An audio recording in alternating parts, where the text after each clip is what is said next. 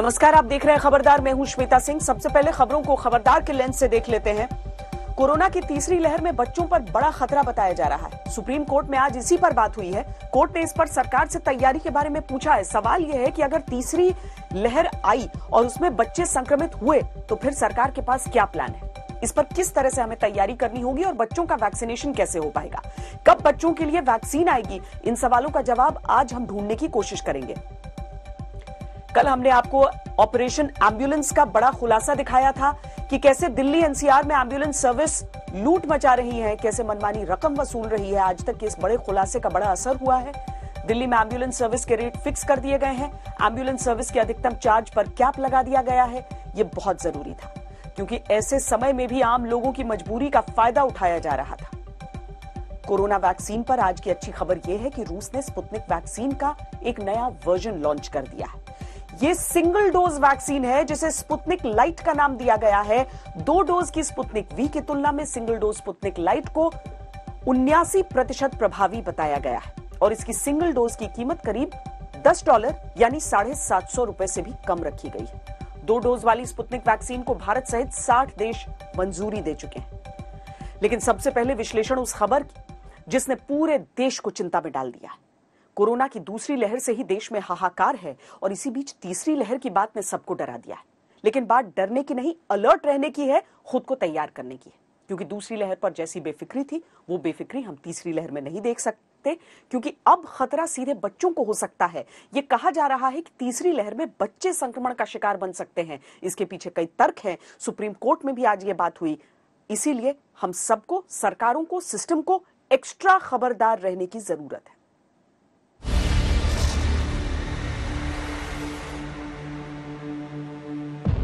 अगर कोरोना की तीसरी लहर आई तो बच्चों का क्या होगा, जिन पर तीसरी लहर की चपेट में आने का बड़ा खतरा बताया गया है और जिसकी बात सुप्रीम कोर्ट में हुई है। जब कोर्ट ने सरकार से कहा कि अभी तो दूसरी लहर का कहर चल रहा है और तीसरी लहर सामने दिख रही है, लेकिन अभी हम इसी पर अटके हैं कि क्या होना चाहिए, जबकि रिपोर्ट्स ये बता रही हैं कि तीसरी लहर में बच्चों पर भी असर होगा। तीसरी लहर में अगर बच्चे संक्रमित हुए तो फिर सरकार की क्या तैयारी है, क्योंकि बच्चे तो खुद अस्पताल जा नहीं सकते, इसलिए अभी से तैयारी करनी होगी। वैज्ञानिक प्लान बनाना होगा, बच्चों के वैक्सीनेशन के बारे में सोचना होगा। बच्चों के लिए अभी कोई कोरोना वैक्सीन नहीं है और आने वाले दिनों में उन पर खतरे की बात इसलिए भी की जा रही है क्योंकि वायरस जैसे जैसे अपना रूप बदल रहा है, अलग अलग एज ग्रुप को निशाना बना रहा है। 2020 की पहली लहर में अधिकतर 50 साल से ऊपर के लोग और सीनियर सिटीजन्स संक्रमण का शिकार हुए थे, तो 2021 की दूसरी लहर में 31 से 50 साल की एज ग्रुप के लोगों को ज्यादा निशाना बनाया। इसलिए अब तीसरी लहर में बच्चों को लेकर बहुत चिंता है।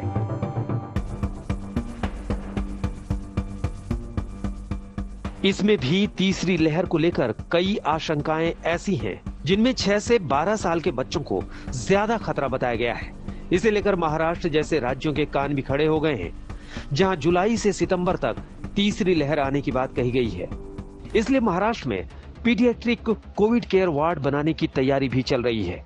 हर जिले के कलेक्टर और नगर पालिका को निर्देश दे दिए गए हैं। मुंबई में न्यूनेटल इंटेंसिव केयर यूनिट और पीडियाट्रिक इंटेंसिव केयर यूनिट की सुविधा वाले अलग कोविड वार्ड बनने जा रहे हैं। मुझे लगता है इसके बारे में जो कोर कमेटी है हमारी या टास्क फोर्स है, मिस्टर संजय ओक के माध्यम अध्यक्षता में, वे हमारे को मार्गदर्शन करते आई है। ये स्टेट लेवल का टास्क फोर्स है और केंद्र शासन में आईसीएमआर हो या केंद्र शासन के जो भी जॉइंट सेक्रेटरीज होते हैं वो भी मार्गदर्शन करते हैं। तो मुझे लगता है उनका जो भी पीडियाट्रिक, खास तौर पर बच्चों के लिए अगर कोई बहुत ज्यादा इन्फेक्शन होता है तो उनके लिए किस तरह की तैयारी करना जरूरी है, उनका जो भी मार्गदर्शन रहेगा, टास्क फोर्स का रहे या तो केंद्र शासन का रहे, हम उसका अनुपालन करेंगे। दूसरी लहर के बीच हर जगह ऐसी तैयारी अभी से शुरू कर देनी चाहिए, क्योंकि कुछ गारंटी नहीं कि तीसरी लहर कब आएगी और कैसे किसको निशाना बनाएगी। इसमें बच्चों को लेकर डर इस बात से भी है। थर्ड वेव में एक और चीज का ध्यान रखना होगा कि अब सिर्फ 18 से कम वाले लोग हैं जो वैक्सीनेटेड नहीं रहेंगे, और उन बच्चों की ट्रीटमेंट प्रोटोकॉल्स भी बहुत अलग होते हैं, उनके लिए हमें पीडियाट्रिशियन चाहिए होते हैं। तो हमें अभी से तैयारी करनी है कि अगर थर्ड वेव में बच्चों पर ये इफेक्ट आता है या असर होता है तो उसके लिए हम फिर से शॉर्ट चार्ज ना रह जाएं। जैसे फर्स्ट वेव में पीपी किट्स और मास्क नहीं मिल रहे थे, अब सेकंड वेव में हमें ऑक्सीजन नहीं मिल रही है। तो ऐसा ना हो कि थर्ड वेव में हम ये सारी चीजें तो इकट्ठी करके रख लें जो फिजिकल चीजें हैं, बट पीडियाट्रिशियंस, पीडियाट्रिक नर्सेज और वो सारे डॉक्टर्स ही ना मिलें जो बच्चों का इलाज कर सकें। देश में 45 साल से ऊपर की कुल आबादी में 31% लोगों को पहला टीका लग चुका है। 18 से 44 साल की उम्र के लोगों के लिए भी 1 मई से वैक्सीनेशन शुरू हो चुका है। इसलिए कोरोना की आने वाली लहर में अब उन्हें बड़ा खतरा है जिनका वैक्सीनेशन नहीं हुआ है, और इसमें सबसे बड़े रिस्क की कैटेगरी में 18 साल से कम उम्र की आबादी होगी। जब तक 18 साल से कम उम्र की आबादी का वैक्सीनेशन नहीं होता तब तक उनके लिए खतरा हमेशा बना रहेगा, और इसीलिए तीसरी लहर के बारे में बच्चों को लेकर सभी सहमे हैं। 0 से लेकर 18 साल तक के एज ग्रुप की आबादी देश की कुल आबादी का 30% है। इस आबादी में वायरस से लड़ने वाली हर्ड इम्यूनिटी तब तक तैयार नहीं हो सकती जब तक इनका वैक्सीनेशन नहीं होता, और अगर वैक्सीनेशन नहीं होगा तो तीसरी लहर में बच्चे ही इन्फेक्शन के कैरियर बन जाएंगे और दूसरों को संक्रमित करेंगे। They have to be very much vigilant. They should not consider that they are fit enough. They are not going to get the virus. So they have to isolate from. Should not go to the crowded places and should not go to the closed places. लेकिन बच्चों की vaccine पर क्या तैयारी है? क्या ऐसी कोई वैक्सीन बनाई जा रही है? अगर वैक्सीन पाइपलाइन में है तो कितना इंतजार करना होगा? ये सवाल अब सबके दिमाग में चल रहा है।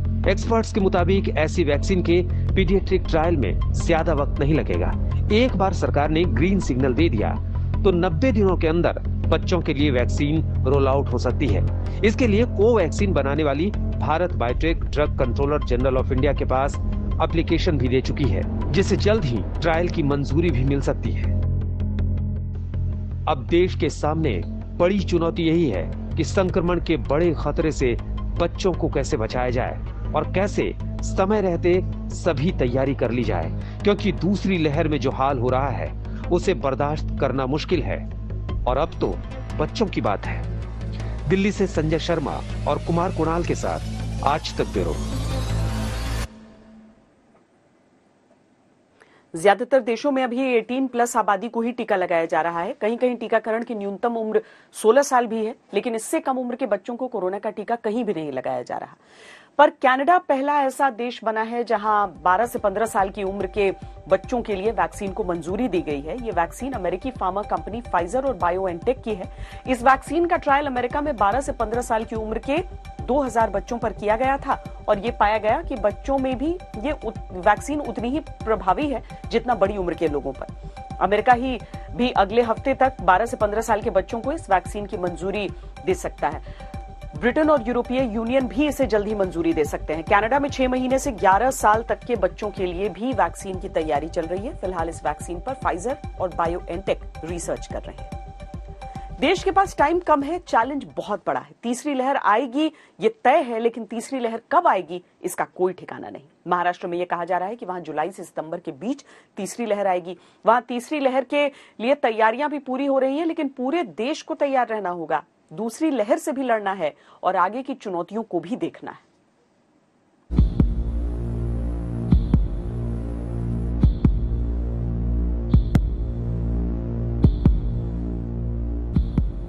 एक महीने से देश सांसें बचाने के ऐसे महायुद्ध में है जिसका कोई अंत नहीं दिख रहा। दूसरी लहर ने देश की कमर तोड़ दी है। इसमें अगर तीसरी लहर आ गई और दूसरी लहर जैसी ही कोई तैयारी नहीं हुई तो फिर क्या होगा, ये सोचकर ही डर लगता है। सुप्रीम कोर्ट ने इसलिए केंद्र से पूछ लिया कि अगर कल को मामले बढ़ेंगे तो क्या किया जाएगा। क्या अस्पतालों के पास ऑक्सीजन स्टोर करने की क्षमता है? कैसे ऑक्सीजन सप्लाई की दिक्कतें दूर होंगी? अभी सप्लाई टैंकर्स पर निर्भर है, कल को टैंकर्स नहीं होंगे तो क्या करेंगे? सुप्रीम कोर्ट ने यह भी कहा कि दिल्ली की बात तो ठीक है, लेकिन देश का बहुत बड़ा हिस्सा गांव में रहता है। सिर्फ शहरों के बारे में नहीं सोचा जा सकता। ग्रामीण भारत भी कोरोना की दूसरी लहर से जूझ रहा है। ऐसे में कोरोना की तीसरी लहर से कैसे निपटा जाएगा? कोर्ट ने ये पूछा कि जब दूसरी लहर को संभालने के लिए पर्याप्त स्वास्थ्यकर्मी नहीं है, तो तीसरी लहर के लिए भी ये नहीं होंगे। ऐसे में क्या फ्रेश ग्रेजुएट डॉक्टर और नर्स को इसमें लगा सकते हैं? करीब 1.5 लाख ऐसे डॉक्टर्स हैं जो एग्जाम की तैयारी कर रहे हैं। 2.5 लाख नर्स हैं जो घरों पर हैं। इन सभी को तीसरी लहर के लिए तैयार करना होगा, क्योंकि जो स्वास्थ्य कर्मचारी पिछले साल से लगातार कोरोना में काम कर रहे हैं, उन पर भी थकान और दबाव ज्यादा है। कोर्ट ने कहा कि तीसरी लहर में क्या क्या करना चाहिए, उसकी तैयारी अभी से करनी होगी। इंफ्रास्ट्रक्चर मजबूत करना होगा, नौजवानों का वैक्सीनेशन करना होगा। अगर ये तैयारियां अभी से कर ली तो तीसरी लहर से लड़ने में ज्यादा दिक्कतें नहीं होंगी। ये देश के चिकित्सा विशेषज्ञ भी कह चुके हैं कि तीसरी लहर का इंतजार है, तीसरी लहर आएगी तो जरूर, और कब आएगी उसका भी अंदाजा उन्होंने दे दिया है कि सितंबर अक्टूबर यानी दुर्गा पूजा के आसपास तीसरी लहर आएगी, जब गर्मी जा रही होगी और सर्दी के आने की बात होगी। तीसरी लहर के लिए सुप्रीम कोर्ट ने अपनी सुनवाई के दौरान ये जरूर कहा कि अगर हम अभी नहीं चेतेंगे, अभी से तैयारी करनी पड़ेगी, तभी हम तीसरी लहर का मुकाबला कर सकेंगे, नहीं तो वरना ऐसी ही स्थिति हो जाएगी जैसे अभी पहली और दूसरी लहर के बीच की हुई है। ये दूसरी लहर सिर पर आ गई और हमारे पास उतनी तैयारियां नहीं है, हमारे पास ऑक्सीजन नहीं है, बेड नहीं है, अस्पतालों में जगह नहीं है, दवाइयों की किल्लत है। हर तरह से अब तैयार रहना होगा, इसमें कोई भी लापरवाही नहीं चलेगी, क्योंकि कोरोना की तीसरी लहर कब आएगी ये भले ही अभी न पता हो, लेकिन तीसरी लहर का आना निश्चित है। ये बात अब तक हर तरफ से कही जा रही है और सबको अलर्ट किया जा रहा है। SARS coronavirus to go from here. A phase 3 is inevitable, given the high levels of circulating virus, but it's not clear on what time scale this phase 3 will occur. Hopefully, incrementally, but we should prepare for new waves. Previous infections and vaccines will cause adaptive pressure on the virus for new kinds of changes which try to escape it. And therefore, we should be prepared. तीसरी लहर आने की बात इसलिए की जा रही है क्योंकि वायरस लगातार खुद को बदल रहा है। कोरोना की पहली लहर में लोगों की इम्यूनिटी की वजह से संक्रमण कम था, लेकिन दूसरी लहर में वायरस ने खुद को बदला और फिर इस ताकतवर वायरस के मुकाबले हमारी कम इम्यूनिटी और सावधानी न रखने से दूसरी लहर बड़ा तूफान बन गई। वायरस का नेचर जैसा है, आपको ऐसा भी लगता है कि थर्ड वेव आने की भी चांसेस है, और इसके लिए ज्यादा से ज्यादा लोगों को वैक्सीनेट करना कितना जरूरी है? बिल्कुल, थर्ड वेव आने के चांसेस हैं, थर्ड वेव भी आ सकता है, लेकिन अगर हम ज्यादा से ज्यादा लोगों को वैक्सीनेट कर पाए, ज्यादा से ज्यादा लोगों में इम्यूनिटी हम बना पाए, तो अगर भी थर्ड वेव आएगा भी तो इतना शार्प और इतना खतरनाक नहीं होगा जैसे सेकेंड वेव था। इसलिए अगर हम पूरी तैयारी करें और ये देख लें कि जो कुछ हमने इस वेव से और पिछले वेव से सीखा है उसको हम आगे इम्प्लीमेंट करें और वैक्सीनेशन को बहुत एग्रेसिवली करें, तो थर्ड वेव जो है वो इतना सीरियस नहीं होगा। तीसरी लहर में क्या होगा इसके बारे में अभी किसी को कुछ नहीं पता। ये दूसरी लहर जैसी संक्रामक होगी या फिर कम खतरनाक होगी, किस तरह से वायरस अपना रूप बदलेगा, लेकिन जो भी हो उसमें सभी का सावधान रहना जरूरी है। ऐसे अलर्ट को गंभीरता से लेना जरूरी है। सरकारच्या विज्ञान विषयक सल्लागारांनी एक इशारा दिलेला आहे की देशामध्ये तिसरी लाट येते आहे, सावध रहा। सावध रहा म्हणजे काय करायचं, तर नवीन काही नाही आहे त्याच गोष्टी। दूसरी लहर ने देश का जो हाल किया वो इसी वजह से हुआ कि देश में कोई भी अलर्ट नहीं था, किसी को अंदाजा ही नहीं था, सरकारें भी बेफिक्र रही, न ही कोई तैयारी हुई। इसी का नतीजा आज पूरा देश भुगत रहा है कि ऑक्सीजन के लिए हाहाकार है, बेड्स के लिए चीख पुकार है, दवाइयां नहीं मिल रही हैं और महीने भर से यही चल रहा है। संजय शर्मा और कुमार कुणाल के साथ राम किंकर सिंह, दिल्ली, आज तक। देश में कोरोना की दूसरी लहर चल रही है, सामने तीसरी लहर का खतरा है, और अगर इस बड़ी चुनौती से निपटना है तो रफ्तार से काम करना होगा। जरूरी संसाधन जुटाने होंगे, ध्वस्त इंफ्रास्ट्रक्चर को फिर खड़ा करना होगा, हर अस्पताल को ऑक्सीजन पर वैसे ही आत्मनिर्भर बनाना होगा जैसे डीआरडीओ ने दिल्ली में किया है। दिल्ली के 2 बड़े अस्पतालों में डीआरडीओ ने ऑक्सीजन प्लांट लगाए हैं। एम्स में ऑपरेशनल हुए ऐसे ही ऑक्सीजन प्लांट को आज मैंने देखा, वहां पर जाकर समझा कि कितनी तेजी से, यानी हफ्ते भर से भी कम समय में यह काम हुआ और कैसे इस तरह से अस्पतालों को ऑक्सीजन के लिहाज से आत्मनिर्भर बनाया जा सकता है। ऑक्सीजन हासिल करने की जो जद्दोजहद चल रही है उसमें रफ्तार सबसे ज्यादा जरूरी है। जिस तरीके से 500 प्लांट्स का, ऑक्सीजन प्लांट्स का लक्ष्य रखा गया समूचे देश में, डीआरडीओ की ट्रांसफर ऑफ टेक्नोलॉजी के जरिए, यानी कि जो तेजस फाइटर विमान में जो इस्तेमाल हो रहे थे उसके जरिए जो ऑक्सीजन प्लांट सेटअप हुए हैं, मुश्किल से चंद दिनों का समय लगा है। मैं अगर ये समझना चाहूं कि यहाँ ऑक्सीजन कैसे बन रहा है। ठीक है, मैं आपको ये बताना चाहता हूं कि प्रधानमंत्री जी के निर्देशानुसार जो 500 प्लांट सेटअप हो रहे हैं पीएम केयर्स फंड से, उनमें पहला प्लांट आज चालू यहाँ पर होने वाला है। इसमें ऑक्सीजन बनाने के लिए ये एक कंप्रेसर है। सबसे पहले इस कंप्रेसर में एयर को कंप्रेस करके एयर ड्रायर में भेजा जाता है। एयर ड्रायर से ऑक्सीजन, मतलब एयर ड्रायर से एयर टैंक में जाती है। वो जो आप देख रहे हैं वो एयर टैंक है, उसमें जाती है। एयर टैंक से ऑक्सीजन से एयर उन वाले टैंक्स में जाती है जहां पे की प्रेशर एब्जॉर्प्शन टेक्नोलॉजी काम करती है। यहाँ पे अंदर सीव्स है जियोलाइट मटेरियल की, जो कि नाइट्रोजन को एब्जॉर्ब कर लेती है और ऑक्सीजन बचती है। तो वो ऑक्सीजन इसके पीछे जो टैंक है ऑक्सीजन वाला, वो उस टैंक में चली जाती है। तो जिस टाइम पे एक टैंक से ऑक्सीजन इसमें जा रही है, उसमें उस टैंक की नाइट्रोजन खाली करी जाती है और दूसरा वाला टैंक टेक ओवर कर लेता है। इसमें भी वही काम होता है, इसमें भी सीव्स है। इससे ऑक्सीजन इसमें जाना शुरू कर देती है। फिर यहाँ से ऑक्सीजन जो पेशेंट को सप्लाई करी जा सकती है डायरेक्टली। ये पाइपलाइन से, इनसे, हाँ, इन पाइपलाइन से ऑक्सीजन पेशेंट को सप्लाई करी जाएगी। और या फिर आप चाहे तो ऑक्सीजन सिलेंडर्स भी भर सकते हैं आपकी जरूरत के अनुसार। उस वक्त अगर आप पे पेशेंट नहीं है तो आप ऑक्सीजन सिलेंडर्स भी भर सकते हैं। इससे लगभग जो फ्लो रेट है वो 1000 लीटर पर मिनट है। तो टिपिकली अगर एक पेशेंट को 5 लीटर पर मिनट चाहिए तो 200 पेशेंट के लिए पूरी हो जाती है। बाकी हर पेशेंट की रिक्वायरमेंट अलग होती है, कई बार पेशेंट को नहीं भी चाहिए होता है। तो टोटल 1000 लीटर पर मिनट आपकी ऑक्सीजन इसी जगह पर डेवलप हो सकती है इस प्लांट के जरिए। कुल 5 आप लोगों ने टारगेट किया था दिल्ली में, और मेरा ख्याल है कि 1 हफ्ते पहले मैंने आपसे बातचीत की थी और 7वां दिन मैं यहाँ पर खड़ी। हाँ श्वेता, 1 हफ्ते पहले हमने बात करी थी। प्लांट पूरा रेडी है, बस फाइनल जो लाइन कनेक्शंस वगैरह थोड़े से बचे हैं। आरएमएल में भी शुरू हो जाएगी और बाकी 3 प्लांट भी जल्दी ही विद इन अ वीक हमें उम्मीद है कि सेटअप कर लिए जाएंगे।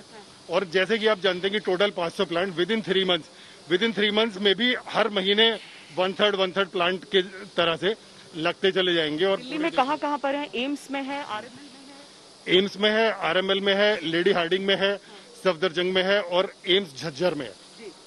तो अगर हम कहते हैं कि कोरोना का वेव गुजर जाता है, उसके बावजूद अपने अस्पताल के भीतर एक इस तरह का प्लांट होना क्या फायदा देता है? देखिए, कोरोना के वेव के अलावा भी पहली बात तो दूसरी ऐसी जरूरतें फिर आ सकती हैं पेशेंट्स को, जबकि ऑक्सीजन की ज्यादा जरूरत है। इसके अलावा कई बार जैसे आपने देखा होगा ट्रांसपोर्टेशन लॉजिस्टिक्स की प्रॉब्लम आ सकती है। तो एटलीस्ट हर अस्पताल के पास जहां पे लगेंगे, अपने अंदर अस्पताल के अंदर कैंपस में ऑक्सीजन जनरेशन का सिस्टम है, तो वो उससे पेशेंट्स की डेथ नहीं होगी और क्रिटिकल रिक्वायरमेंट उनकी पूरी होती रहेगी। ये क्या स्ट्रक्चर है? इससे ये पूरी पाइपलाइन है जिसके जरिए ऑक्सीजन आगे जाएगी। ये पाइपलाइन ही है।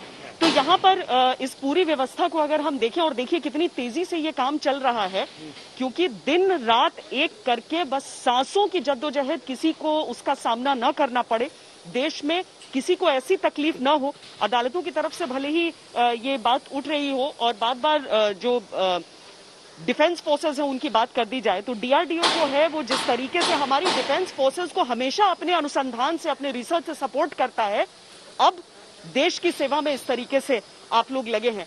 टारगेट हासिल करना मतलब 3 महीने आपने दिए हैं, लेकिन आप लोग कोशिश तो यही कर रहे होंगे कि आप उससे पहले, पूरी कोशिश है उससे पहले कर रहे हैं। स्टेट गवर्नमेंट, एयरफोर्स, आर्मी, जहां उनकी जरूरत हो रही है ट्रांसपोर्टेशन में, किसी चीज में, वो लोग भी पूरी मदद कर रहे हैं। पूरा देश इस काम के लिए पूरी तरह से कोशिश में लगा हुआ है। और आप लोग जैसा कि देख रहे हैं, ये सब रियलिटी में देश को मिलने वाला है और मिल रहा है। लक्ष्य 10 तारीख का था, लेकिन आज ही इस ऑक्सीजन प्लांट की शुरुआत हो गई है।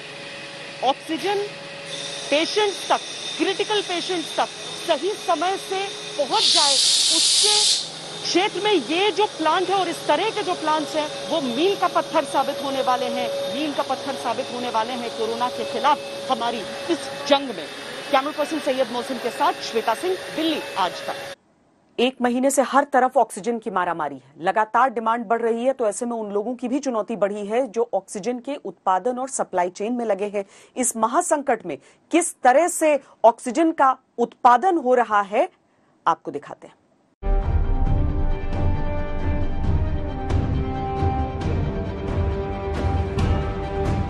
कोरोना की दूसरी लहर में जब उखड़ती सांसों से देश जूझ रहा है, तब इस आपदा से लड़ने की सबसे बड़ी चुनौती जहां पर आई है, उनमें से एक जगह यह है इंडियन ऑक्सीजन यानी आइनॉक्स।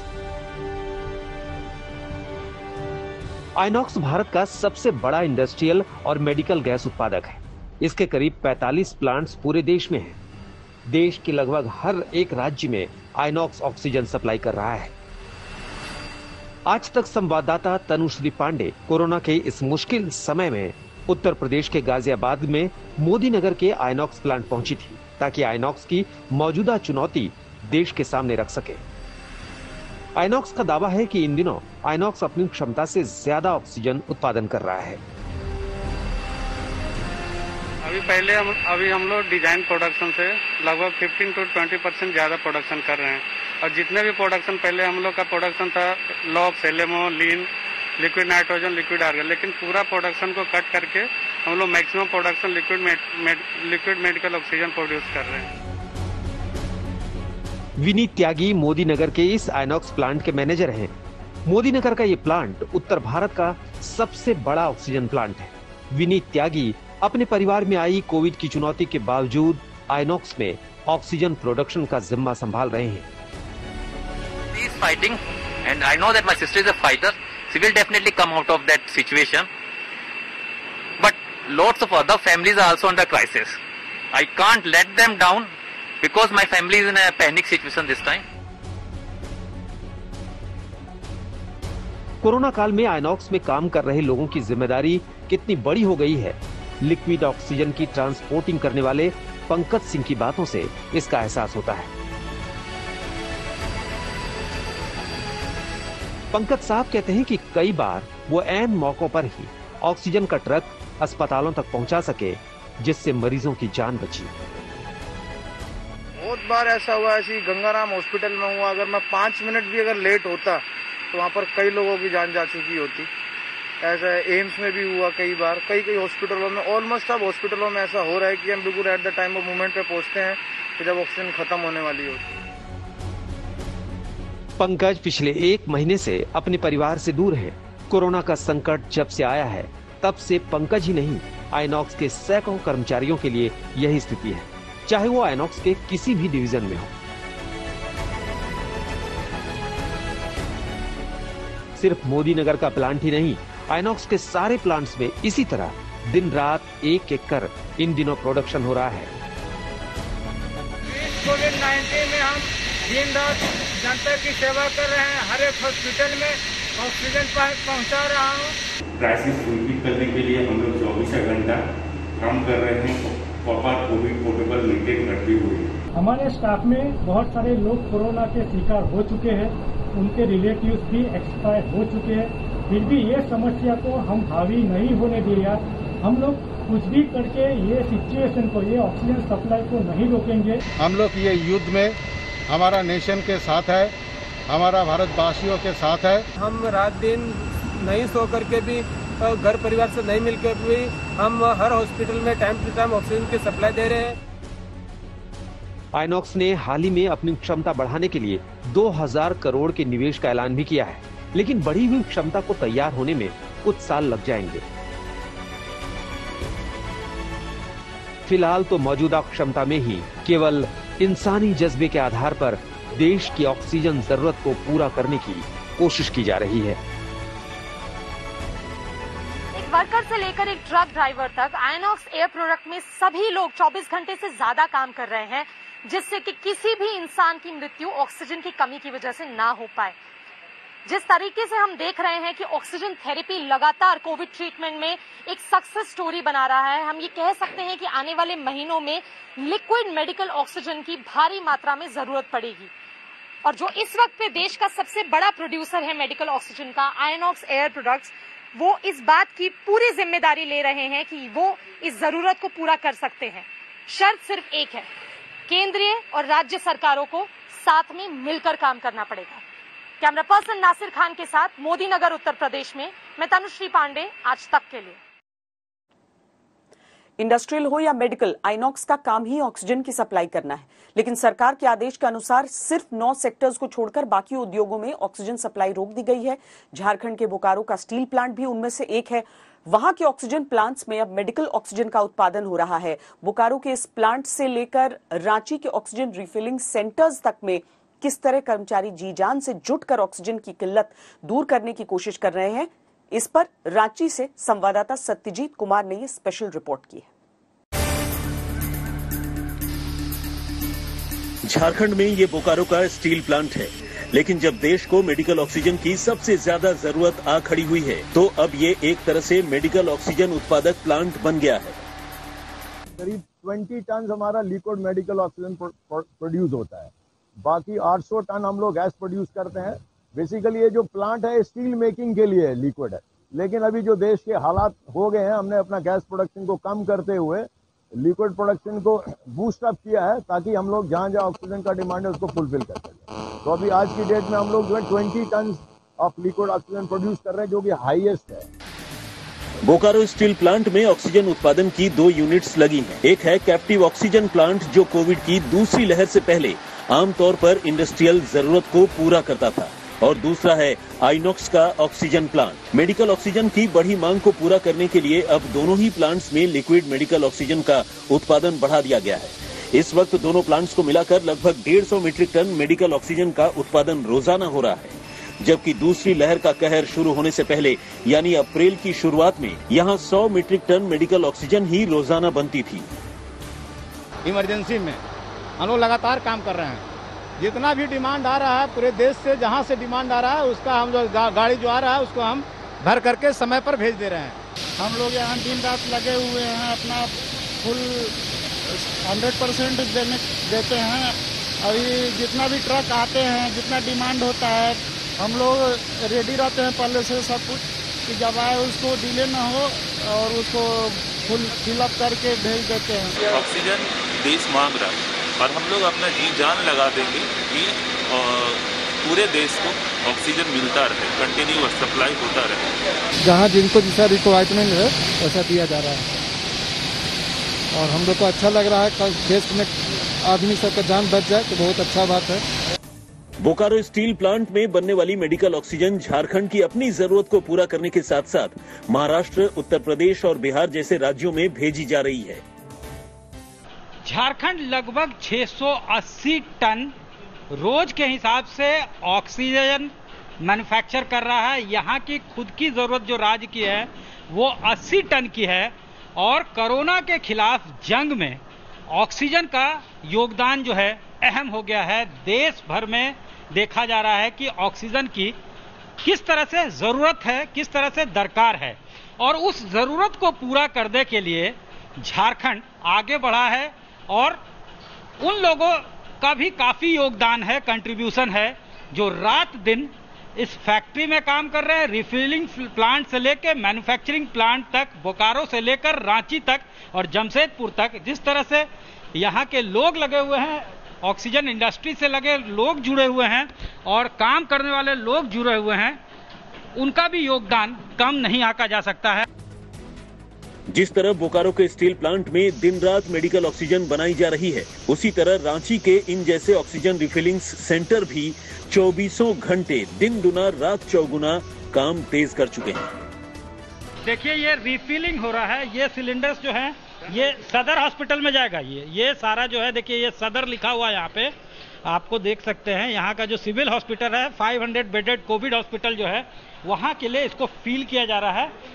ये देखिए MICU में इसका इस्तेमाल होगा, उसके लिए जो है इसको फील किया जा रहा है। हम लोग 24 घंटा लगे हुए हैं। रोजा का महीना है, कोई घर नहीं जा रहा, हम लोग भी घर नहीं जा पा रहे हैं। 24 घंटा हम लोग लगे हुए हैं, किसी तरह पब्लिक का जान बच जाए। आपने रोजा रखा है? जी रोजा रखा। तो यहाँ फिर भी आप डटे हुए हैं? जी। कितने देर रहते हैं यहाँ फैक्ट्री में? यहाँ पे अभी तो 8-10 घंटा रहते। देश भर के डॉक्टर, नर्स जैसे कोरोना वॉरियर्स अस्पतालों में मरीजों की जान बचाने में जुटे हैं। तो मेडिकल ऑक्सीजन उत्पादन से लेकर उसकी रिफिलिंग और ट्रांसपोर्टेशन करने वालों के सामने भी कोरोना काल से जूझने की चुनौती है। सांसों को उखड़ने से बचाने को वो अपना फर्ज मानकर चल रहे हैं। रांची से सत्यजीत कुमार के साथ आज तक ब्यूरो।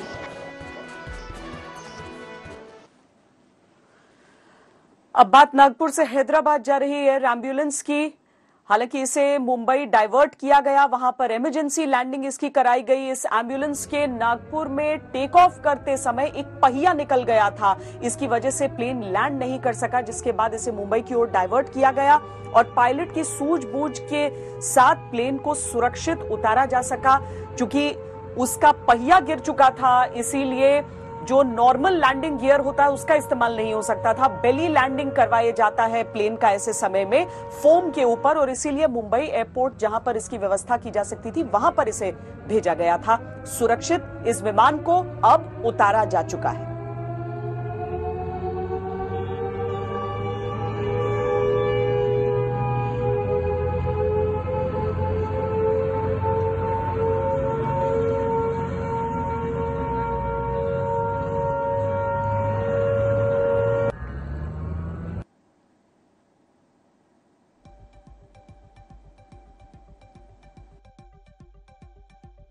जेटसर्व एविएशन C-90 एयरक्राफ्ट, ये जिसकी तस्वीरें हम आपको दिखा रहे हैं, नागपुर एयरपोर्ट से टेक ऑफ करते समय ये व्हील निकल गया था। ये एक एयर एम्बुलेंस के तौर पर इसका इस्तेमाल किया जा रहा था और देखिए कि किस तरह की परिस्थिति बन गई थी। लेकिन इस आपात परिस्थिति को इस वजह से ये सुरक्षित उतर पाया क्योंकि पायलट की सूझबूझ इसमें रही और सारे लोगों ने मिलकर ये निश्चित किया, ये निर्धारित किया कि ये सुरक्षित लैंड कर पाए। अब से कुछ देर पहले की ये तस्वीरें।